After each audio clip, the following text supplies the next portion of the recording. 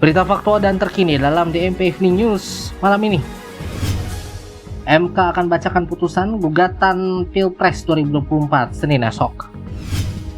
Pemudik Lebaran 2024 tembus 242 juta, lampaui survei Kementerian Perhubungan.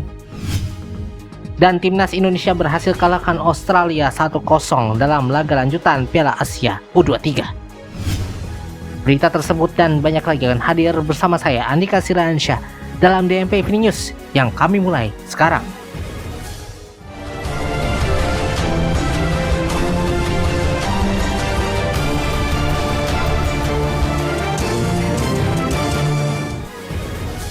Akhirnya yang ditunggu akan segera tiba. Mahkamah Konstitusi atau MK akan membacakan putusan atas gugatan sengketa hasil pemilihan presiden atau Pilpres 2024 yang diajukan oleh paslon nomor urut 1 Anies Baswedan Muhaimin Iskandar dan paslon nomor urut 3 Ganjar Pranowo dan Mahfud MD. Pembacaan putusan di ruang sidang pleno MK itu dijadwalkan akan digelar pada Senin 22 April 2024 mulai pukul 9 pagi waktu Indonesia Barat. Sebelumnya 8 hakim MK mulai fokus untuk menggelar rapat permusyawaratan hakim atau RPH terhitung sejak tanggal 16 April lalu. Juru bicara MK Fajar Laksono menjelaskan, para hakim konstitusi sudah menggelar RPH sejak sidang pembuktian selesai. Namun pekerjaan tersebut harus dilakukan bergiliran dengan sengketa pemilihan legislatif atau Pileg. Fajar juga memastikan RPH merupakan agenda tertutup. Baginya, apa yang terjadi dalam RPH sepenuhnya bersifat rahasia. Sejak Selasa lalu, para pihak yang bersengketa terkait hasil Pilpres 2024 telah menyerahkan kesimpulannya masing-masing. Selain itu, MK juga telah menerima puluhan amicus curiae yang diajukan berbagai pihak, termasuk dari Ketua Umum PDI Perjuangan atau PDIP, Megawati Soekarno Putri. Kita masuk ke segmen DMP Pulang Kampung 2024.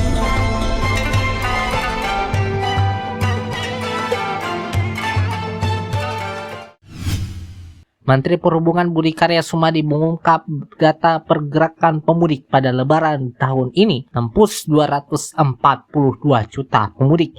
Angka ini melampaui survei awal Kementerian Perhubungan yang menunjukkan akan ada 193 juta pemudik selama Lebaran tahun ini.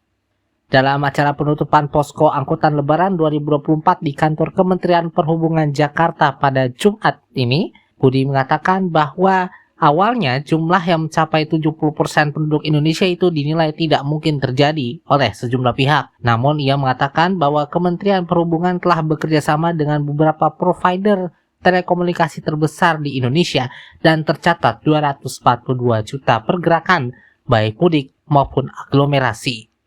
Di lain sisi ia mengatakan mudik gratis yang diselenggarakan Kementerian Perhubungan sangat diminati. Budi menyebut minat yang tinggi ini terjadi di berbagai moda transportasi, mulai dari darat hingga kereta api. Budi mencontohkan betapa antusias masyarakat saat pelepasan mudik gratis di darat. Bahkan okupansi mudik gratis di laut meningkat peminatnya dibanding tahun-tahun sebelumnya yang hanya 90%. Berdasarkan data pergerakan pemudik yang melonjak tersebut, Budi mengatakan perlu ada perubahan persiapan. Ia memprediksi pasti jumlah pemudik di tahun-tahun berikutnya akan meningkat. Ia menyebut pergerakan masyarakat ini tak bisa teratasi jika pemerintah dan stakeholder terkait hanya mengandalkan sarana dan prasarana yang sudah ada. Dan itu ia menyebut akan ada berbagai perubahan lain yang bertujuan untuk memperlancar arus mudik dan Lebaran tahun depan.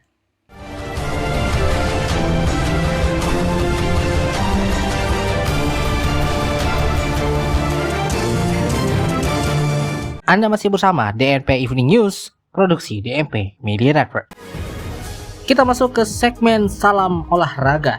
Dari Piala Asia U23, Timnas Indonesia berhasil mengalahkan Australia dengan skor 1-0. Komang Teguh mencetak gol semata wayang bagi Garuda Muda.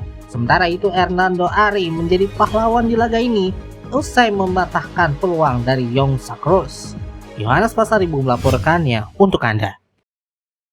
Timnas Indonesia bermain agresif sejak awal babak pertama. Marcelino Ferdinand dan kawan-kawan terus berusaha membongkar pertahanan Australia dan menciptakan sebuah peluang. Namun peluang emas justru didapatkan oleh tim lawan terlebih dahulu. Usai pada menit ke-23, Komang Teguh dinyatakan melakukan handsball lantaran bola tembakan Muhammad Taure membentur tangannya. Torre melaju sebagai eksekutor penalti, namun tendangannya masih bisa dibendung oleh Hernando Ari. Indonesia baru bisa mencetak gol pada menit ke-45.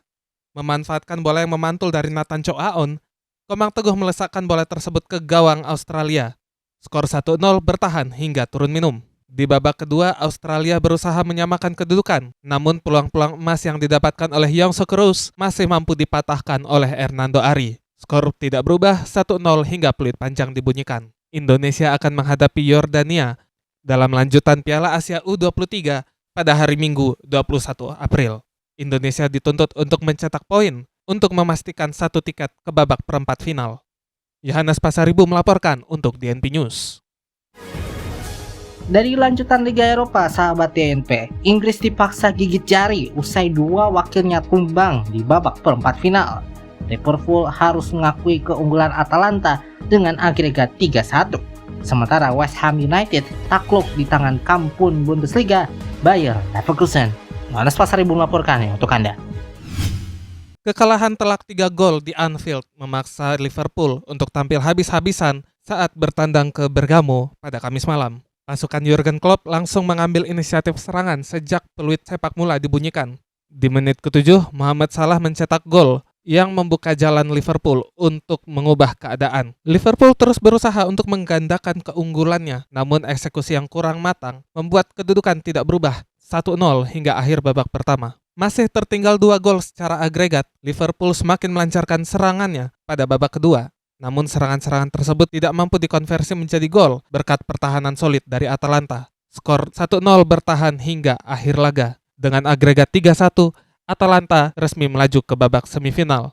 Ini menjadi semifinal Europa League kedua bagi tim asal Italia tersebut. Di babak semifinal, Atalanta akan menghadapi tim asal Prancis, Marseille, yang berhasil mengalahkan Benfica melalui babak adu penalti. Sementara itu, sensasi Bundesliga musim ini, Bayer Leverkusen, melaju ke babak semifinal usai mengalahkan wakil Inggris West Ham United dengan agregat 3-1.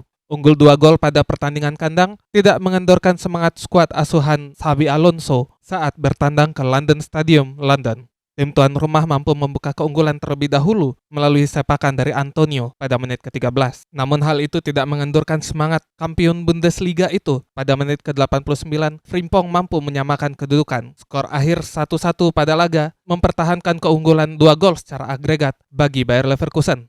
Leverkusen pun melaju ke babak semifinal dan akan menghadapi AS Roma yang mengalahkan rekan senegaranya AC Milan dengan agregat 3-1. Yohanes Pasaribu melaporkan untuk DNP News. Informasi tersebut sekaligus mengakhiri jumpa kita dalam DNP Evening News edisi Jumat 19 April 2024. Kritik dan saran bisa Anda sampaikan melalui surel kami di redaksi online @dnpmedia.my.id. Perbarui terus informasi Anda bersama DNP News di seluruh sosial media kami. Saya Nakasir Rahansyah, terima kasih atas perhatian Anda. Selamat malam, selamat istirahat, selamat berakhir pekan.